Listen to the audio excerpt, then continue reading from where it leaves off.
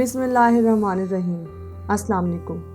دریلیش Ertugrul ڈرامے کی کہانی 13ویں صدی میں سلطنت عثمانیہ کے قیام سے قبل کی کہانی ہے اور اس ڈرامے کی مرکزی کہانی ارطغرل نامی بہادر مسلمان سپہ سالار کے گرد گھومتی ہے، جنہیں ارطغرل غازی بھی کہا جاتا ہے۔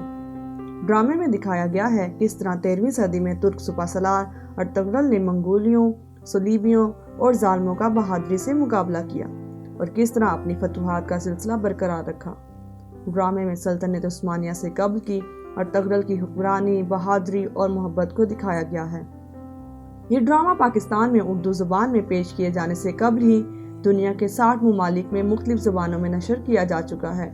یہ ڈرامہ 5 سیزن اور مجموعی طور پر 179 قسطوں پر مبنی ہے۔ اس ڈرامے کو ابتدائی طور پر 2014 میں TRT پر نشر کیا گیا تھا اور اب یہ ڈرامہ نیٹ فلکس میں دیگر آن لائن سٹریمنگ چینلز پر بھی موجود ہے۔ واضح رہے کہ ارطغرل نامی سپہ سالار کی وفات کے چند سال بعد ہی ان کے چھوٹے بیٹے عثمان نے 13ویں صدی کے آغاز میں ہی سلطنت عثمانیہ کے قیام کا اعلان کیا اور مسلمانوں کی یہ عظیم سلطنت تقریباً 600 سال تک 1920 تک قائم رہی۔ سلطنت عثمانیہ کو پہلی جنگ عظیم کے بعد انگریزوں کی سازش کے تحت ٹکڑے ٹکڑے کر دیا گیا اور اسی سلطنت میں موجود کئی علاقے آج دنیا کے نقشے میں آزاد ملک کی حیثیت سے جانے جاتے ہیں۔ آج ہم بات کریں گے ارطغرل غازی کون اور کس طرح منگولوں اور صلیبیوں کا بہادری سے مقابلہ کیا۔ اس سے پہلے ویڈیو میں آگے بڑھا جائے، میری نئے آنے والوں دوستوں سے گزارش ہے، اگر ابھی تک میرا چینل سبسکرائب نہیں کیا تو سب سے پہلے چینل کو سبسکرائب کریں اور ساتھ لگی گھنٹی کو ضرور دبا دیں تاکہ میری آنے والی ہر نیو ویڈیو کا نوٹیفیکیشن آپ کو ملتا رہے۔ شکریہ۔ مسلمان جب سے ہدایت و جہاد کے راستے سے دور ہوئے تو غلامی اور ذلت ان کا مقدر بن گئی۔ ہمارا تابناک ماضی ہماری پہچان ہے۔ تاریخ اسلام میں خلفائے راشدین کے بعد بہت سے مجاہد سلاطین گزرے جو بہت مشہور ہیں، جنہوں نے صلیبیوں کے دانت کھٹے کیے۔ ان میں سلطان صلاح الدین ایوبی، سلطان نور الدین، سلطان رکن الدین، سلطان علپ ارسلان وغیرہ شامل ہیں۔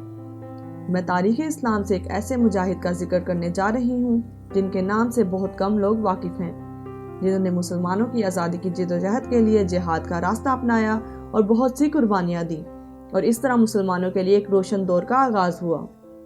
خلافت عباسیہ کا خاتمہ ہو چکا تھا۔ اس وقت تمام ترک قبیلوں کی صورت میں رہتے تھے۔ یہ تمام قبیلے خانہ بدوش تھے۔ یہ سفر کرتے اور جہاں سرسبز علاقہ دیکھتے وہاں پر آباد ہو جاتے۔ ان میں ایک کائی قبیلہ تھا جو افراد کے لحاظ سے کافی مضبوط اور طاقتور تھا۔ سلیمان شاہ کائی قبیلے کے سردار تھے جو سچے مسلمان، نڈر اور رحم دل انسان تھے۔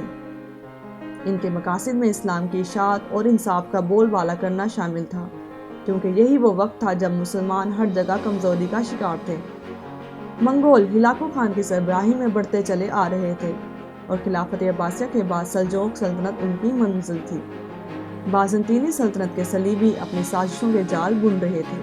مسلمانوں کی مضبوط اور طاقتور سلجوق سلطنت اب زوال کے قریب تھی۔ ان حالات میں ضروری تھا مسلمانوں کی تعداد کو بڑھایا جائے۔ سردار سلیمان شاہ کے 4 بیٹے تھے جو بہت بہادر اور جنگجو تھے۔ سلیمان شاہ تمام ترک قبائل کو متحد کرنا چاہتے تھے تاکہ مسلمانوں کو صلیبیوں کی ریشہ دوانیوں سے بچایا جا سکے۔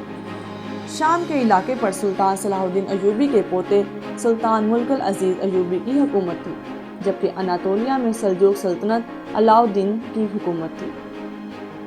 صلیبی دونوں سلطانوں کو آپس میں لڑانا چاہتے تھے تاکہ اس خطے میں مسلمانوں کو کمزور کر کے ان کا خاتمہ کر سکیں۔ سردار سلیمان شاہ نے ان سازشوں کو ختم کرنے میں بڑا کردار ادا کیا، جس کی وجہ سے ایوبی سلطان کائی قبیلے کے دوست بن گئے اور سلجوق سلطان کی بھتیجی حلیمہ سلطان کی سلیمان شاہ کے بیٹے ارطغرل سے شادی ہو گئی۔ سردار سلیمان شاہ کی وفات کے بعد ارطغرل کائی قبیلے کے سردار بنے۔ وہ بہت ذہین اور بہترین جنگجو تھے۔ جہادی سوچ ورثے میں ملی تھی۔ انہوں نے سردار بننے کے بعد صلیبیوں کا ڈٹ کر مقابلہ کیا، ان کی سازشوں کو ناکام کیا اور ان کے مشہور قلعے کارا چاہسار کو فتح کیا۔ بہادری، شجاعت اور وفاداری کی وجہ سے سلطان علاء الدین نے ارطغرل غازی کو تمام قبائل کا سردار اعلیٰ اور اناطولیہ کے سرحدی علاقے جو بازنطین کے قریب تھے ان کا نگران بنا دیا۔ ارطغرل غازی کے ہاں 3 بیٹے گندوز، ساوچی اور عثمان پیدا ہوئے۔ عثمان سب بھائیوں میں چھوٹے تھے۔ ارطغرل نے ان کی دینی اور جنگی تربیت کی کہ وہ بڑے ہو کر والد کے شانہ بشانہ جہاد میں شامل ہوتے رہے۔ ارطغرل غازی ایک مقصد کے لیے لڑ رہے تھے۔ انہوں نے منگولوں کے بڑے بڑے سپہ سالار قتل کیے، جن میں نویان اور آلنچک مشہور ہیں۔ سلجوق سلطنت منگولوں کے ہاتھوں ختم ہو چکی تھی اور ارطغرل نے تمام ترک قبیلوں کو سوگوت میں اکٹھا کیا۔ صلیبیوں سے چھینے گئے علاقوں کو ایک ریاست کی شکل دی اور تعلیم و تربیت کے لیے درسگاہیں تعمیر کی گئیں تاکہ لوگ جدید علوم سے بہرہ ور ہوں اور اس طرح مضبوط اسلامی معاشرے کی بنیاد رکھی جا سکے۔ ارطغرل غازی نے منگولوں کا خاتمہ کرنے کے لیے فیصلہ کن جنگ کا ارادہ کیا اور اس مقصد کے لیے منگول سلطان برقع خان جو مسلمان ہو چکے تھے اور مصر کے سلطان رکن الدین کو آمادہ کیا اور طے پایا کہ ایک بڑی فوج تیار کی جائے جس میں تمام ترک قبائل بھی شامل ہوں۔ اناطولیہ میں فیصلہ کن جنگ کا آغاز کیا گیا۔ اس جنگ میں منگولوں کو عبرتناک شکست ہوئی اور مسلمان فتح یاب ہوئے۔ شکست کے غم کی وجہ سے چند ماہ کے بعد ہلاکو خان مر گیا۔ غازی اور ارطغرل صلیبیوں اور منگولوں کو اس علاقے سے نکالنے میں کامیاب ہو گئے۔ سوگوت اب ایک ریاست بن چکی تھی۔ غازی ارطغرل کی وفات کے بعد ان کے چھوٹے بیٹے عثمان کائی قبیلہ کے سردار بنے اور ریاست سوگوت کو مضبوط کرتے رہے۔ وہ اب ریاست سوگوت کے سلطان کہلائے جاتے تھے۔ 1299 میں خلافت قائم کی جو خلافت عثمانیہ کے نام سے مشہور ہوئی۔ سلطان عثمان غازی اپنے والد غازی ارطغرل کی طرح دلیر اور باصلاحیت مجاہد تھے۔ انہوں نے اس خلافت کو مضبوط کیا۔ غازی ارطغرل کی اولاد سے سلطنت عثمانیہ کے 7ویں سلطان محمد ثانی، جنہوں نے قسطنطنیہ کو فتح کیا اور نبی صلی اللہ علیہ وسلم کی بشارت کے حقدار ٹھہرے، اور سلطان محمد الفاتح کے نام سے مشہور ہوئے۔ اپنے عروج کے زمانے میں یہ سلطنت 3 براعظموں پر پھیلی ہوئی تھی اور جنوب مشرقی یورپ، مشرقی وسطیٰ اور شمالی افریقہ کا بیشتر حصہ اس کے زیر نگین تھا۔ اس عظیم سلطنت کی سرحدیں مغرب میں آبنائے جبرالٹر، مشرق میں بحیرہ قزوین اور خلیج فارس، اور شمال میں آسٹریا کی سرحدوں سلوواکیہ اور کریمیا سے جنوب میں سوڈان، صومالیہ اور یمن تک پھیلی ہوئی تھیں۔ مالدووا، ٹرانسلوانیا اور ولاچیا کے بعض علاقوں کے علاوہ اس کے 29 صوبے تھے۔ سلطنت عثمانیہ پر 1299 سے 1922 تک 623 سالوں میں 36 سلاطین نے فرما روائی کی، مسلمانوں کو ایک پرچم تلے جمع کیا۔ بلا شبہ یہ دور مسلمانوں کی عظمت اور عروج کا دور تھا۔ اس دور میں مسلمان جہاد کرتے رہے، یہودی اور صلیبی سلطنت عثمانیہ کے جاہ و جلال اور عظمت سے لرزاں رہتے تھے۔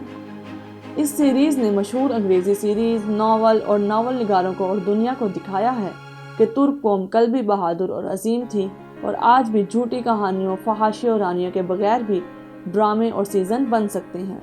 اب جھوٹی کہانی، فحاشیوں اور رانیوں پر مبنی فلموں کے ذریعے نوجوان نسل کو گمراہ کر رہی ہو تو ہم اپنے ہیروز کی سچی داستانوں کے ذریعے ان کے دلوں میں جہاد اور نظام الہی کے قیام کا جذبہ پیدا کریں گے۔ نیو یارک ٹائم نے دیلیس ارطغرل کو سافٹ بم اور نوجوانوں کو جہاد اور شدت پسندی کی طرف ترغیب قرار دیا ہے۔ 80 سے زائد زبانوں میں ترجمہ کر کے کروڑوں کی تعداد میں پوری دنیا میں لوگ دیکھ چکے ہیں۔ طیب اردگان کی اسپیشل تاکید پر بننے والی سیریز کو مسلم دنیا کے کئی رہنما قدر کی نگاہ سے دیکھتے ہیں، جن میں چچنیا کی صدر رمضان قدری سر فہرست ہیں۔ مجھے اس سیریز میں یہ سبق حاصل ہوا کہ جب مسلمان صرف اور صرف اللہ پر بھروسہ کر کے نظام الہی اور انصاف و عدل کے لیے اخلاص کے ساتھ تلوار بلند کرتا ہے اور تو چاہے پوری دنیا ان کے وسائل مقابل ہو، پھر بھی فتح و کامرانی مسلمان کی ہوگی اور باطل کی مقدر میں شکست، ضلالت اور رسوائی کے علاوہ کچھ بھی نہیں۔